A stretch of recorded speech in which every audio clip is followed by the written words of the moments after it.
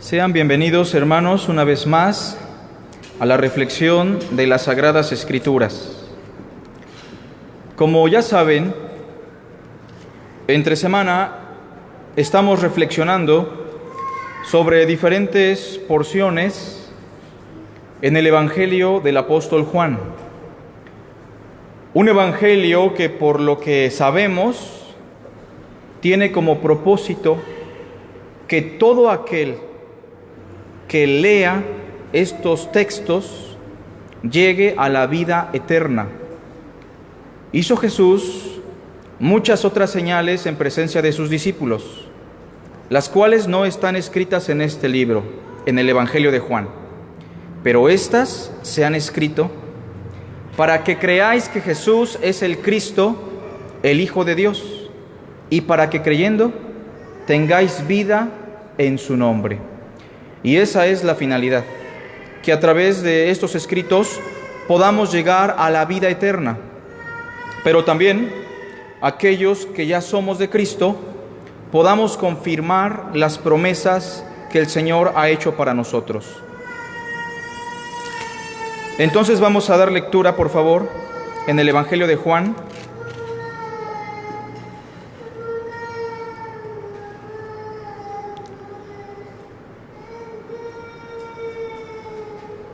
Vamos al capítulo 3, por favor. Capítulo 3.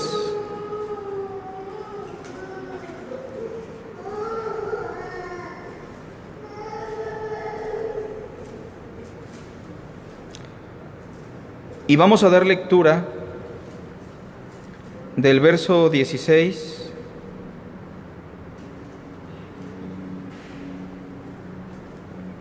al verso 18. Recordemos que ya explicamos hace unas semanas la charla que tuvo nuestro Señor con este hombre que formaba parte del Sanedrín, Nicodemo. Pero no pudimos profundizar más en algunos elementos que son determinantes y esenciales para poder comprender la obra de la redención.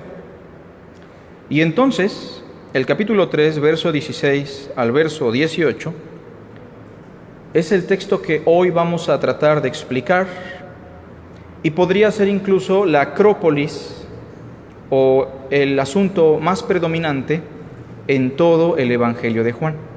Leamos, por favor.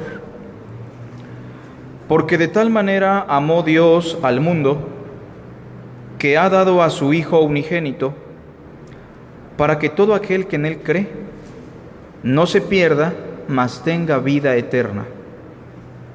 Porque no envió Dios a su Hijo al mundo para condenar al mundo, sino para que el mundo sea salvo por Él.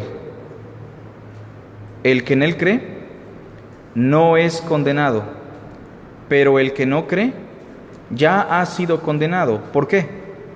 Porque no ha creído en el unigénito o en el nombre del unigénito Hijo de Dios. Hoy vamos a hablar de la salvación como un acto de amor. La salvación como un acto de amor. Cuando examinamos el relato bíblico y tratamos el asunto de las obras de Dios, de manera genérica, la Biblia nos presenta únicamente dos obras de Dios. La primera obra, desde una perspectiva física y temporal, es la obra de la creación, que la tenemos definida en Génesis capítulo 1.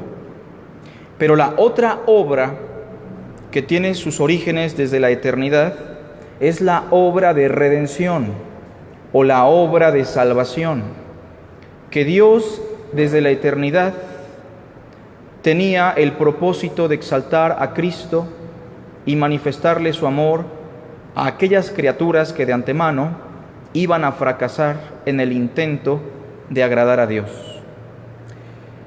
Y en ese sentido, Juan 3:16 en adelante nos explica que la redención o la salvación es un acto de amor.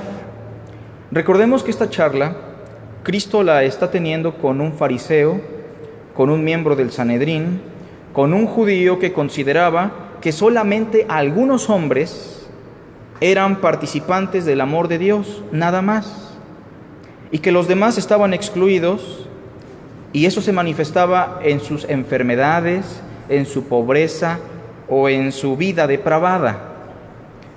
¿Se acuerdan de aquel ciego que está en el capítulo 9?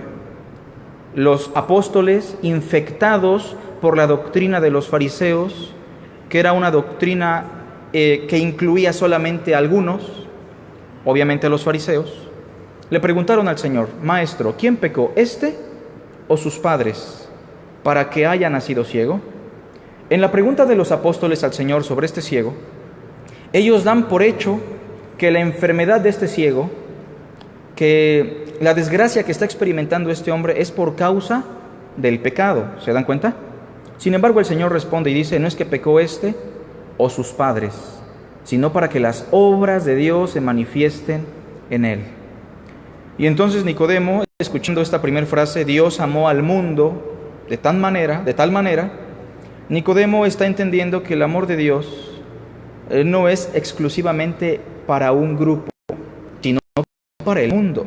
Y sí debemos entender que la palabra mundo muchas veces se usa como una figura de usón, propiamente conocida como una sinécdoque, en donde a veces mundo no se refiere a cada ser humano, sino a un grupo. Mirad, el mundo se va tras él.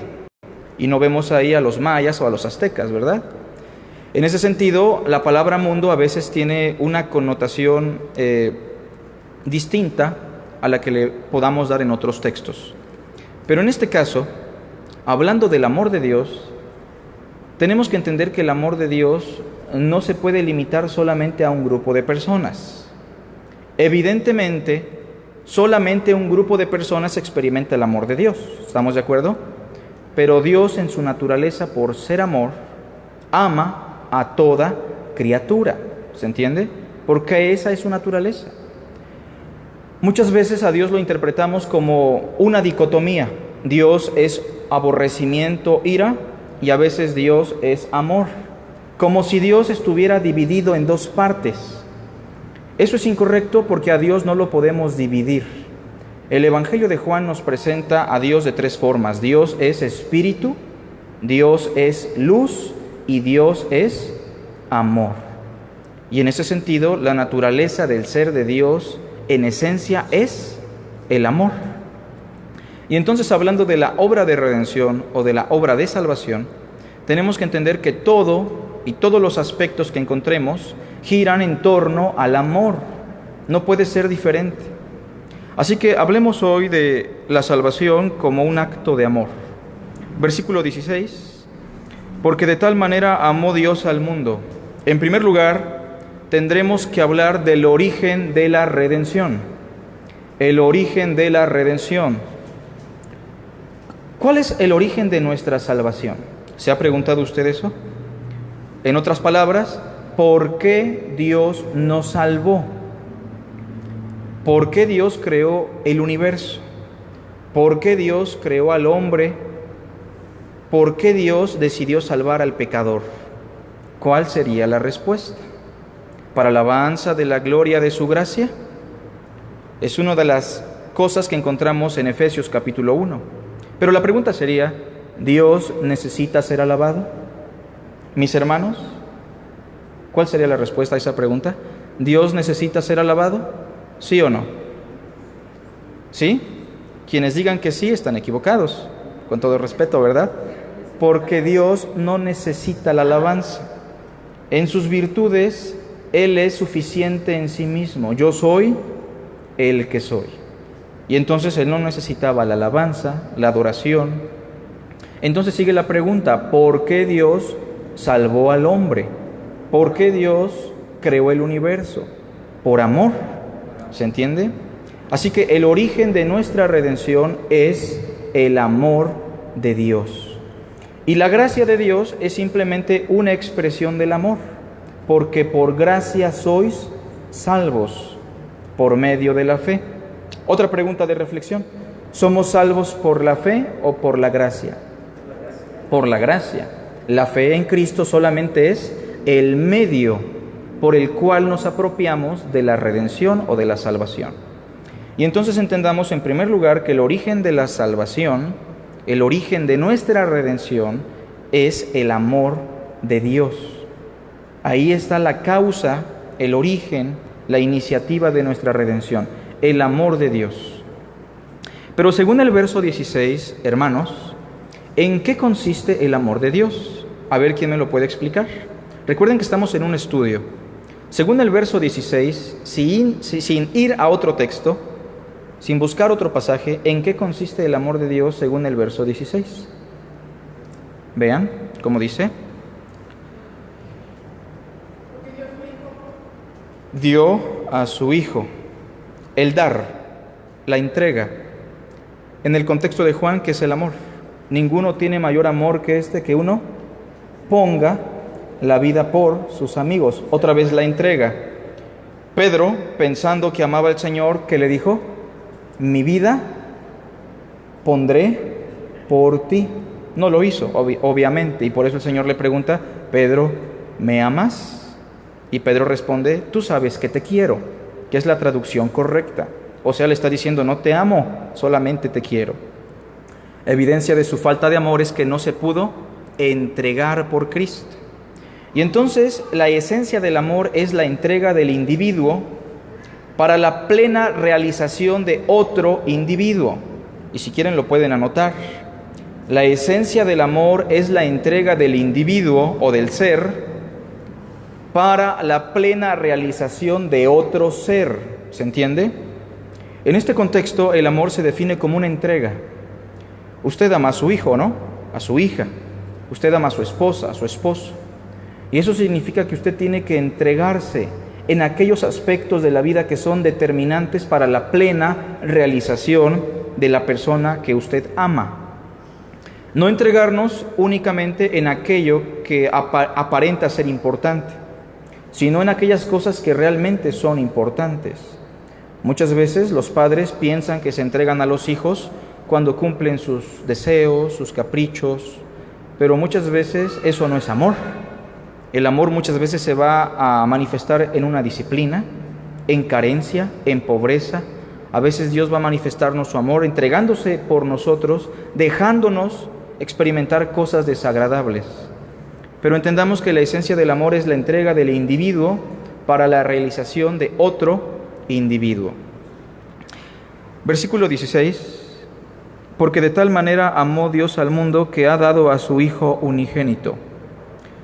En algunas teologías muy antiguas existe esa dicotomía en el ser de Dios.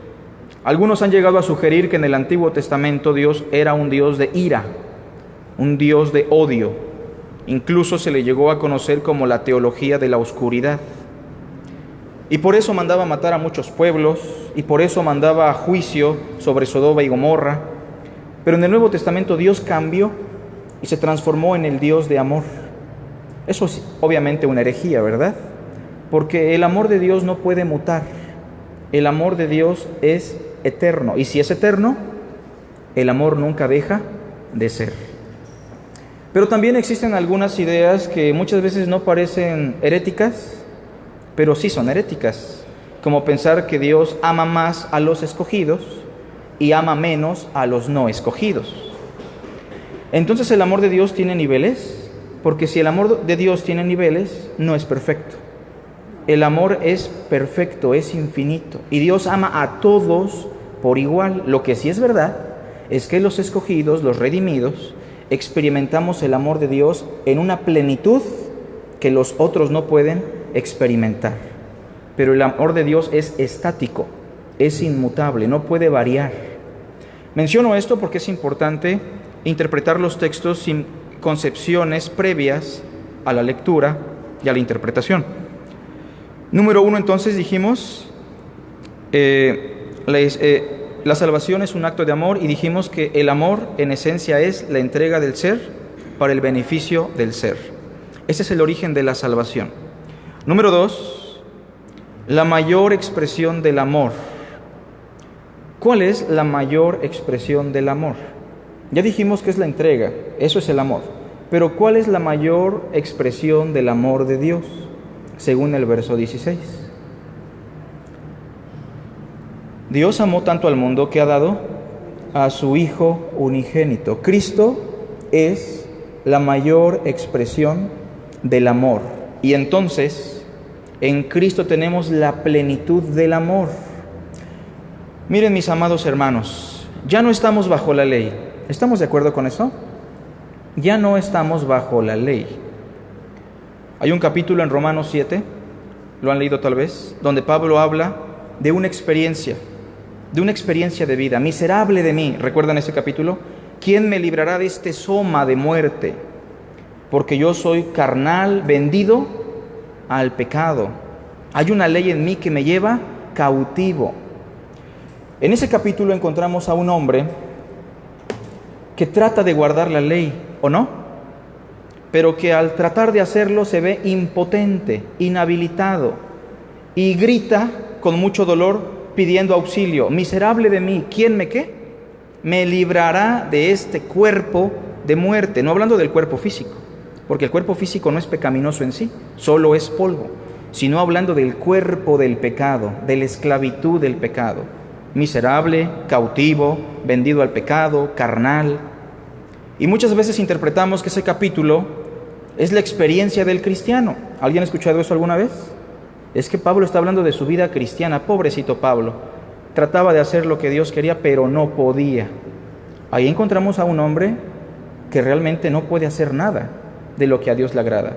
Ahí encontramos a un hombre cautivo, esclavizado, no a un cristiano. De manera que el capítulo 7 es la experiencia de Pablo cuando estaba bajo la ley. Pero en el capítulo 8, versículo 2 dice: porque la ley del Espíritu de vida en Cristo Jesús me ha librado ya de la ley del pecado y de la muerte. Y entonces digo esto porque tendremos que reflexionar sobre el amor. La ley de Moisés tenía como mayor mandamiento el amor, ¿sí o no? Pero ¿cómo se explicaba el amor? Amar al prójimo, ¿como a quién? Como a nosotros mismos. Pensemos en el nuevo pacto. ¿En el nuevo pacto hay una nueva ley, sí o no? Bueno, Pablo le llama la ley de ¿quién? De Cristo. Y no es la ley de Moisés. ¿Y la ley de Cristo en qué consiste? En que nos amemos unos a otros como ¿quién? Ya no como nosotros, sino como Cristo nos amó. ¿Es una mayor revelación del amor, sí o no? Y por eso estamos enfatizando que la mayor expresión del amor de Dios es Cristo. Todas las cosas deben girar en torno al amor que es Cristo. Veamos por favor el versículo 16 de nuevo. Porque de tal manera amó Dios al mundo que ha dado a su Hijo unigénito. Dios entregó al mundo, pero en la persona del Hijo, Cristo Jesús. Pero aquí hay una frase particular, Hijo unigénito. Me gustaría explicarla, porque muchas veces el cristianismo no entiende el término Hijo de Dios o Hijo unigénito, y llegan a veces los testigos de Jehová explicando que Hijo de Dios significa que Dios lo creó. Algunos otros piensan que Hijo de Dios significa que es inferior al Padre. Y a veces, aunque no haya una explicación muy exhaustiva, muchas veces los cristianos interpretan que Cristo es menor al Padre, ¿sí o no? Pero eso es incorrecto. Bueno, cuando Cristo viene al mundo, hermanos, ¿era menor al Padre, sí o no? ¿Cómo ven? Cuando Cristo estuvo en este mundo, ¿Él era menor al Padre, sí o no? Pues sí, porque Él se hizo incluso obediente. Claro, mi Padre, en este caso, Cristo dijo, mi Padre es menor que yo. Pregunta, ¿los ángeles eran superiores a Cristo cuando Él se hizo carne? Hecho menor que los ángeles. Pero una vez que el Cristo resucita en calidad de hombre, regresa a aquella gloria que tuvo con el Padre.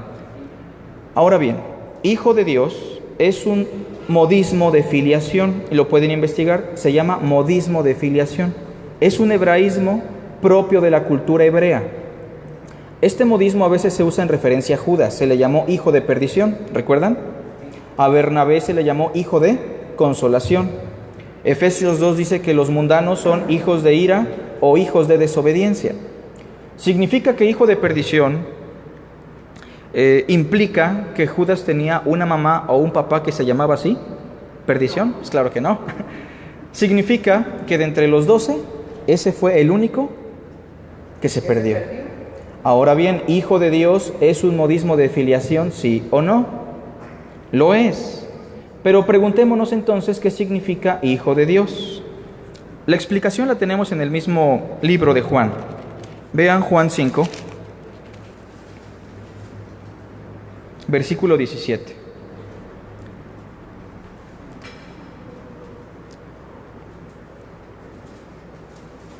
Y Jesús les respondió: mi Padre hasta ahora trabaja y yo trabajo.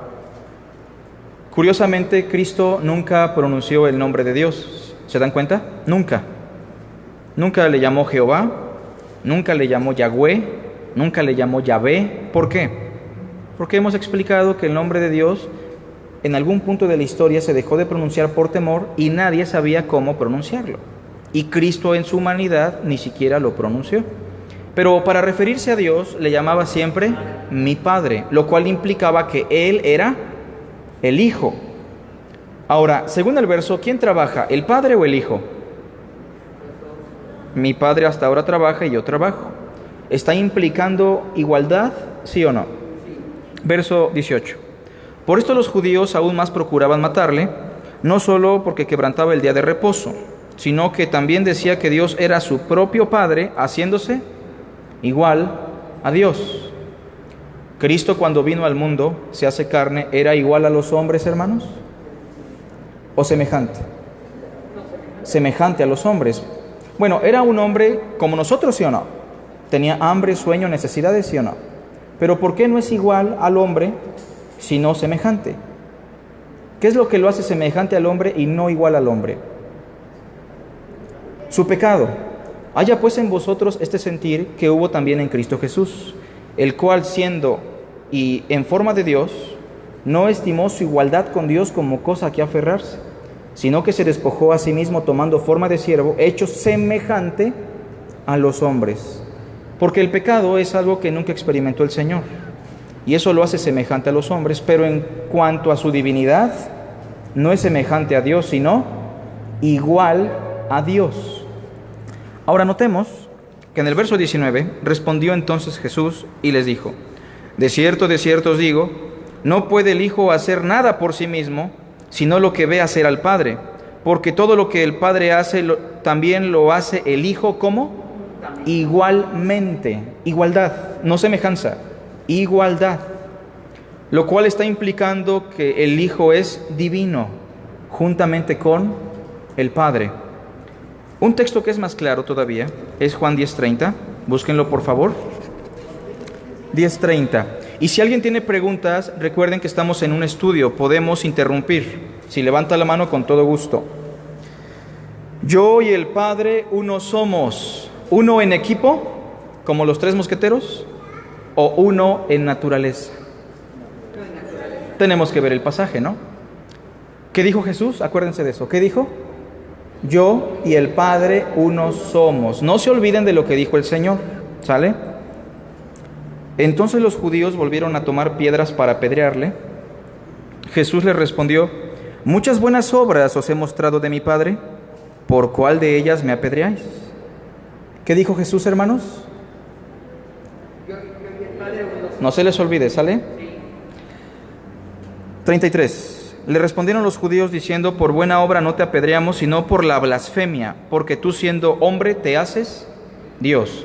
Ya desde aquí vemos que ellos interpretaron yo y el Padre uno somos como una cuestión de divinidad. 34. Jesús les respondió: ¿no está escrito en vuestra ley, estrictamente en los salmos, yo dije dioses sois? Si llamó dioses a aquellos a quienes vino la palabra de Dios, y la escritura no puede ser quebrantada, ¿qué dijo el Señor? Ok, verso 36. Al que el Padre santificó y envió al mundo, vosotros decís: tú blasfemas, porque dije, ¿qué dijo el Señor? ¿Pero qué dijo el Señor aquí al final? ¿Realmente Él dijo hijo de Dios soy? Fíjense, en el verso 36, ustedes dicen que blasfemo porque dije hijo de Dios soy. ¿Él dijo eso? Él no dijo eso. Él dijo: yo y el Padre Pero el hecho es que en el verso 36 Cristo dice que Él dijo, Hijo de Dios soy. O sea, que Hijo de Dios y yo y el Padre uno somos, son lo mismo, son términos sinónimos. De manera que Hijo de Dios se debe interpretar, si quitamos el modismo, como igual a Dios. Por eso sería una blasfemia decir que yo soy el Hijo de Dios, porque somos hijos de Dios, pero desde una perspectiva adoptiva, desde una perspectiva legal. Mas a todos los que le recibieron les dio el derecho, la potestad, pero no somos el Hijo de Dios. Cristo sí lo es.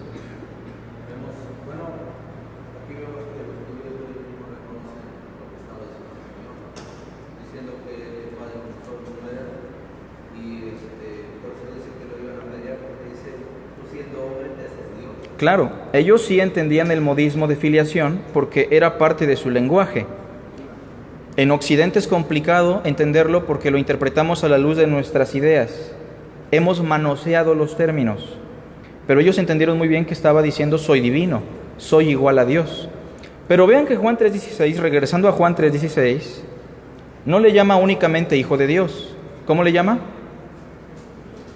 Su Hijo unigénito. Unigénito es un término griego genao,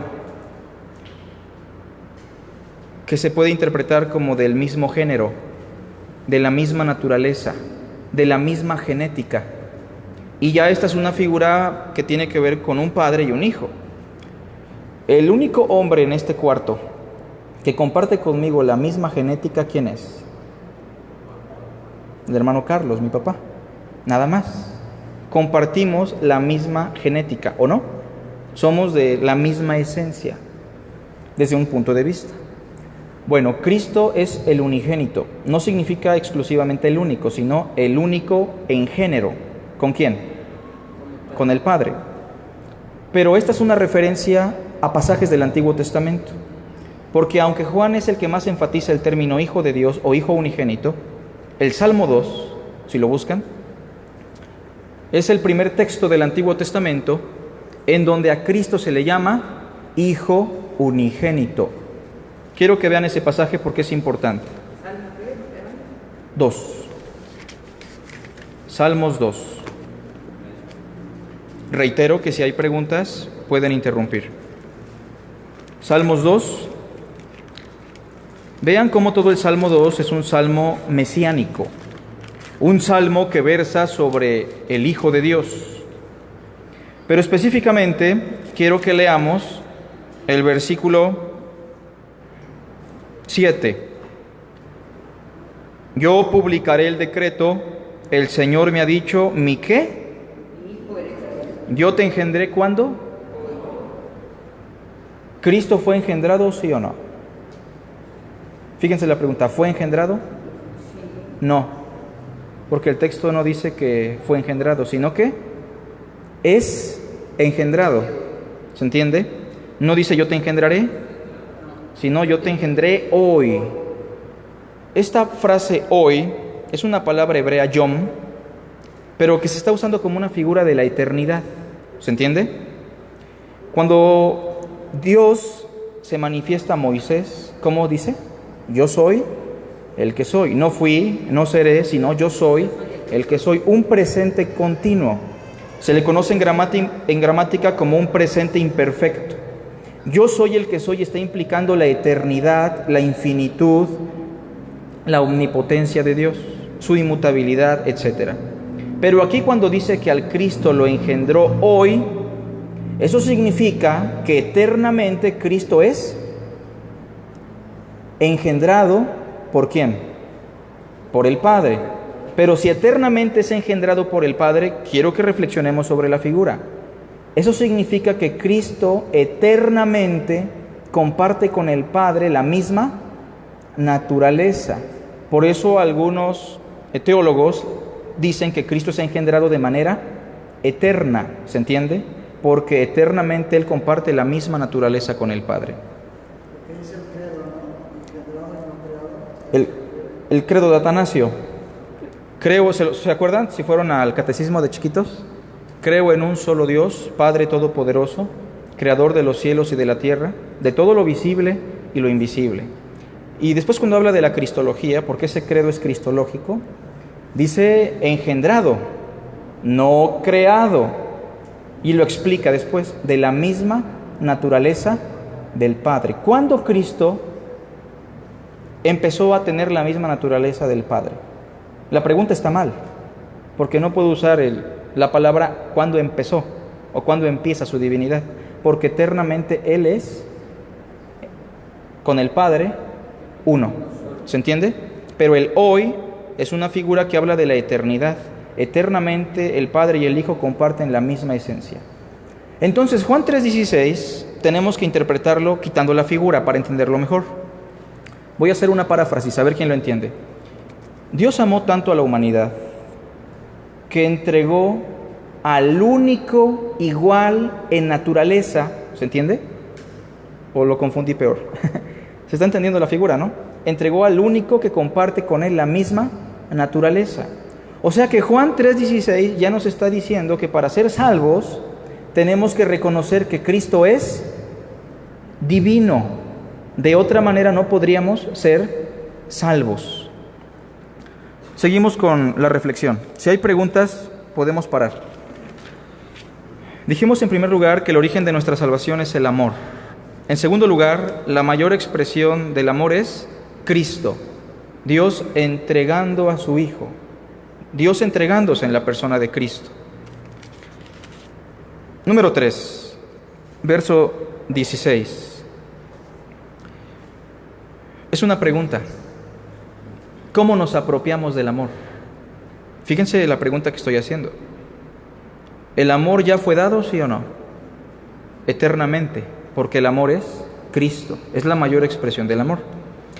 ¿Pero todos los hombres experimentan el amor de Dios en Cristo? No. Entonces la pregunta es, ¿cómo nos apropiamos del amor? ¿Cómo? Creyendo en Él. Por eso el verso dice, para que todo aquel que en Él cree no se pierda, mas tenga vida eterna. O sea, nosotros experimentamos el amor de Dios cuando ponemos nuestra fe en la mayor expresión del amor de Dios, que es Cristo, solamente por medio de la fe, nada más. Número 4, el resultado de la fe en Cristo, ¿cuál es? No se pierda, mas tenga vida eterna. Se habla de dos conceptos, ¿se dan cuenta? La perdición y la vida eterna. Me gustaría preguntarle a los hermanos de este lado, ¿qué es la perdición? En este contexto, ¿qué sería la perdición? La ruina eterna, dice el hermano. ¿Alguien más? Vamos a preguntar uno por uno. Hermanita Lulú. ¿Perdón? Desamor. Ok, la hermana dice desamor. ¿Por acá, hermano Josué? La perdición.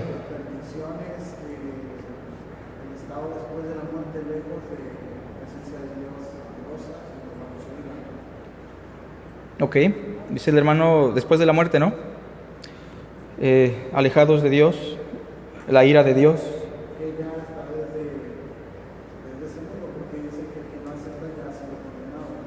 Claro.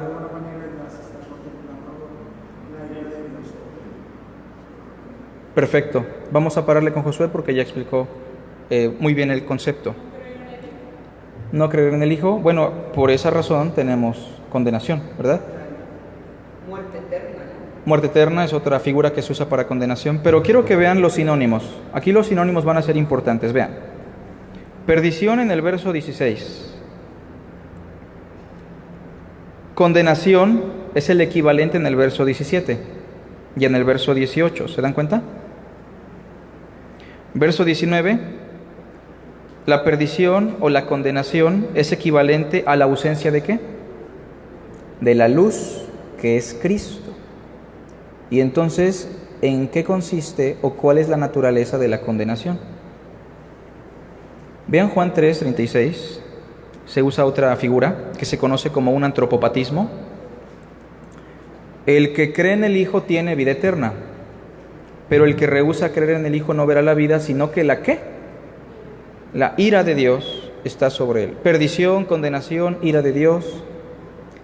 ¿Es lo mismo o no? En este contexto sí.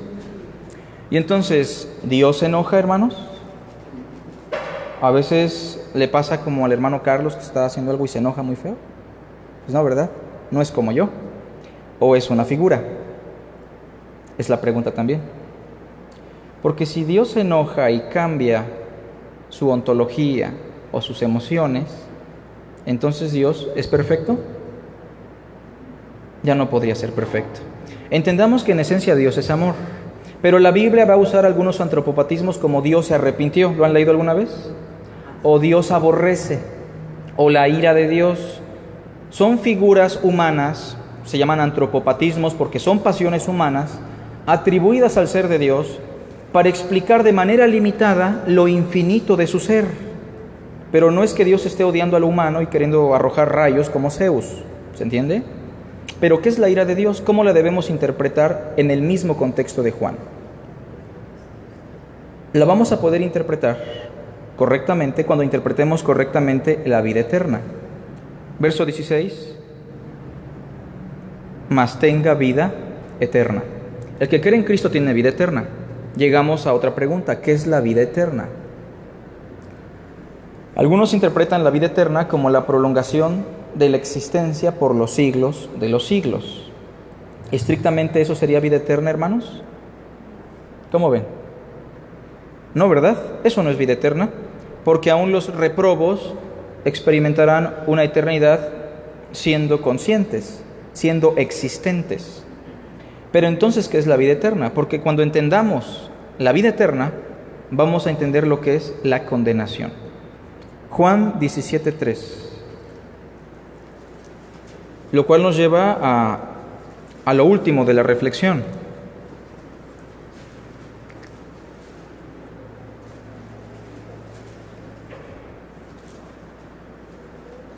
Juan 17:3, si alguien le quiere dar lectura, por favor.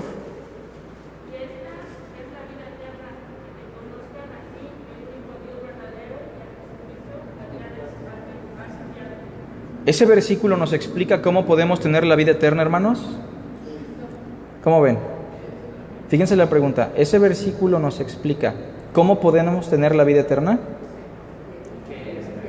Más bien nos explica qué es la vida eterna. El versículo que nos explica cómo obtenerla, ¿cuál es?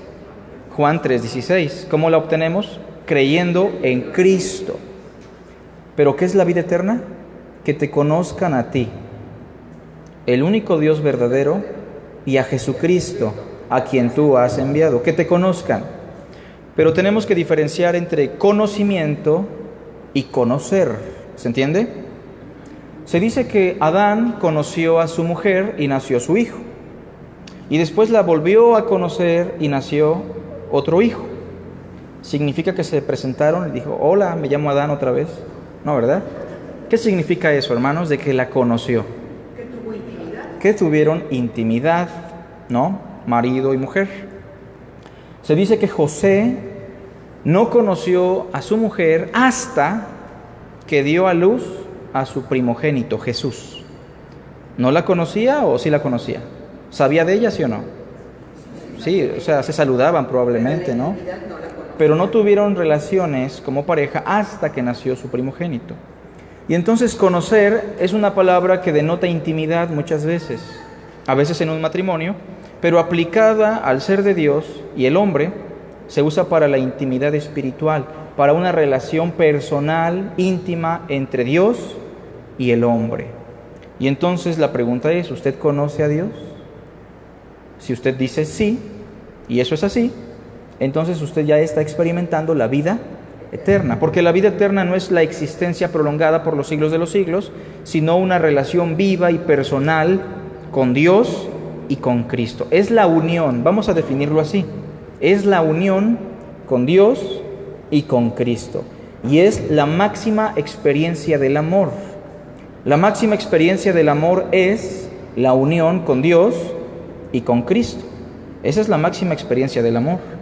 Esa es la plenitud de lo que será la eternidad en lo que se conoce como el cielo.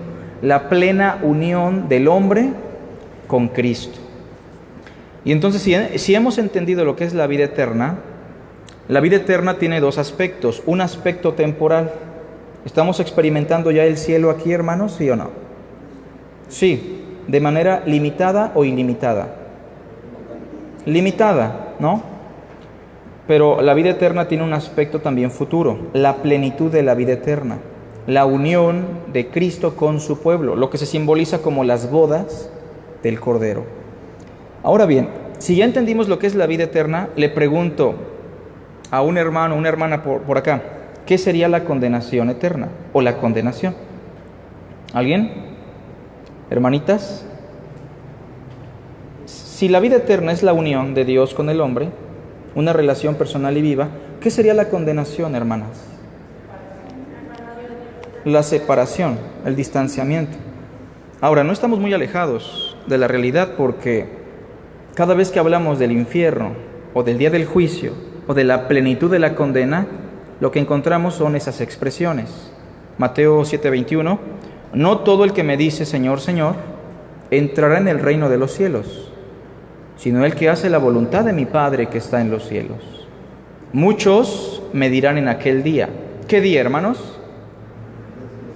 El día del juicio. Señor, Señor, ¿que en tu nombre no hicimos muchos milagros? ¿Que en tu nombre no echamos fuera demonios? ¿Que acaso en tu nombre no profetizamos? ¿Estaban confiando en Cristo o en sus obras? En sus obras. Y el Señor les dice, apartaos de mí. ¿Qué es la condenación? Una existencia sin la presencia del amor, sin la presencia de Cristo. Apartaos de mí, hacedores de maldad. ¿Quién decidió apartarse? ¿El hombre de Cristo o Cristo los apartó? Realmente Cristo los aparta porque está respetando la decisión de ellos, ¿o no? Ya que ellos en vida decidieron no tener ninguna relación con Dios. De manera que el infierno o la condenación es simplemente Dios respetando la decisión ¿de quién? Del individuo. Bajo la perspectiva de la responsabilidad humana es eso. Dios respetando la decisión del individuo. Apartaos de mí, hacedores de maldad. No podrían quejarse porque ellos decidieron eso en esta vida, ¿o no? Mateo 25:31, si quieren buscarlo. Cuando el Hijo del Hombre venga en su gloria y todos sus santos ángeles con él, se sentará en su trono de gloria y serán reunidas delante de él todas las naciones, y apartará los unos de los otros como aparta el pastor las ovejas de las cabras. Mateo 25, versículo 31 al 34.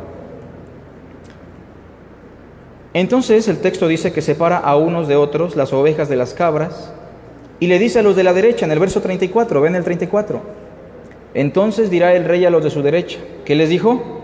Venid benditos, ¿los acerca o los aparta? Porque es la plena unión, ahí se consuma la vida eterna. Venid benditos. Miren, hermanos, día a día somos bendecidos por Dios. Es decir, ¿faltan algunas bendiciones por llegar? ¿O ya estamos completos en Cristo? ¿Cómo ven? Estamos completos en Cristo. Sin embargo, aún la bendición no llega a su plenitud, porque llegará a su plenitud en el día del Señor. ¿Se entiende? Ahora, en el verso, más adelante, verso 41, si lo ven, también les dirá a los de la izquierda, si es el 41, ¿verdad? ¿Cómo les dice? Apartaos de mí, malditos. Precisamente porque son personas sin Dios, son personas sin Cristo, están bajo maldición. ¿Qué es la maldición? La ausencia del amor. Pero otra vez les dice lo mismo, apartaos de mí, malditos, al fuego eterno, preparado para el diablo y sus ángeles. ¿Todos aquí se saben Romanos 3:23? Texto famoso. Por cuanto todos pecaron y están. ¿Eso es la ira de Dios, sí o no? Esa es la ira de Dios. Es una expresión que refleja la ausencia del amor o de Dios en la vida de un ser humano. Vean conmigo también otros pasajes como segunda carta a Tesalonicenses, y si hay preguntas, adelante.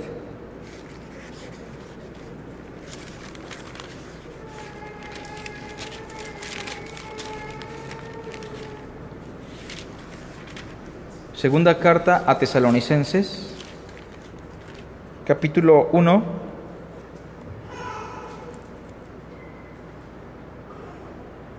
Vean el versículo 8 y 9.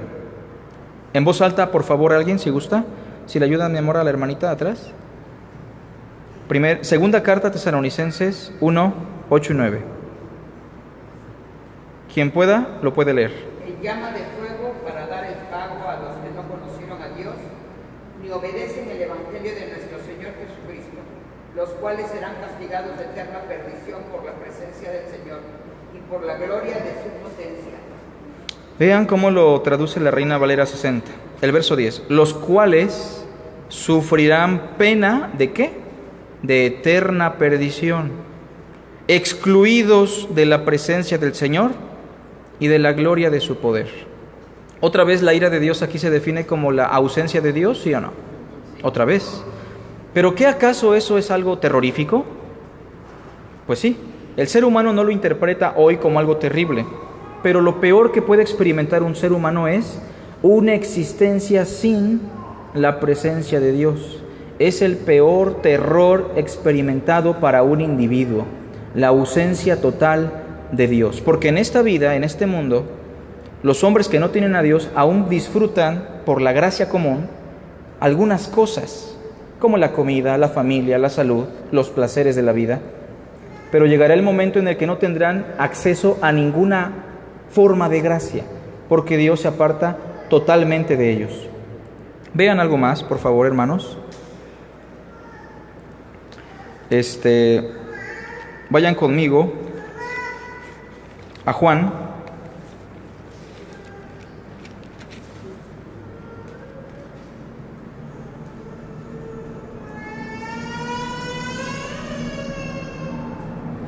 Capítulo 3.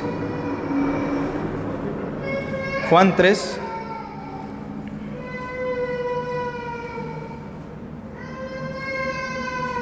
Y vamos a leer el versículo 18. ¿Lo tenemos? Ahí se explica un poco más. Dice, el que en él cree no es condenado. Hagamos una paráfrasis. ¿Cómo lo explicaríamos mejor? El que no cree Es condenado. El que no cree experimenta una relación con Dios. ¿Se entiende? Se salva de no tener una vida o una existencia sin la presencia de Dios. Porque el texto dice el que en él cree no es condenado. Se salva de eso. Pero el que no cree ya ha sido condenado. Hay un aspecto presente también del infierno, ¿sí o no? Es decir, ¿ya están experimentando los hombres el infierno? ¿Los hombres que no creen en Cristo, sí o no? En un aspecto temporal, sí. ¿Pero en qué consiste esa condenación? En una separación del hombre con Cristo. Se explica mejor en Efesios. Vean Efesios 2. Efesios 2, por favor. Versículo 1.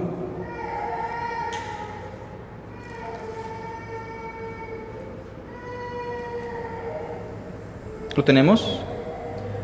Y Él os dio vida a vosotros cuando estabais muertos en vuestros delitos y pecados. ¿Cómo interpretan regularmente este texto de que estábamos muertos? A veces lo interpretan como que el hombre estaba inhabilitado, ¿no? Y no está mal, porque el hombre sin Cristo está inhabilitado. No tiene facultades para ir a Dios, para buscar a Dios. Eso es verdad, pero este texto no habla de eso. ¿Qué significa estar muertos en este contexto? Muerte espiritual, claro, pero ¿qué denota esa muerte espiritual? ¿Cuál es la esencia de esa muerte espiritual? No es tanto una inhabilidad, aunque sabemos que el hombre es inhábil, ¿se entiende? Pero vean la explicación del mismo apóstol en el capítulo 2, versículo 12. ¿Estar muertos en qué consiste? En aquel tiempo estaba y sin qué. Estar muerto espiritualmente significa estar sin Cristo. ¿Qué más? Alejados de la ciudadanía de Israel. Hoy estamos en la ciudadanía de Israel. 12. y ajenos a los pactos de la promesa. Hoy somos partícipes de la promesa, ¿sí o no? Una promesa a través de muchos pactos, según el verso. Sin esperanza y sin Dios en el mundo. Eso significa estar muerto, sin Dios, sin Cristo, sin esperanza. Y en eso consiste la condenación. Para terminar, entonces, tenemos que explicar que la salvación y la condenación giran en torno al amor, hermanos. Pregunto yo a los hermanos de acá, ¿en qué consiste la salvación entonces? En la experiencia del amor. Es la mayor experimentación del amor, la unión con Cristo y la unión con Dios. ¿Y entonces en qué consiste la condenación?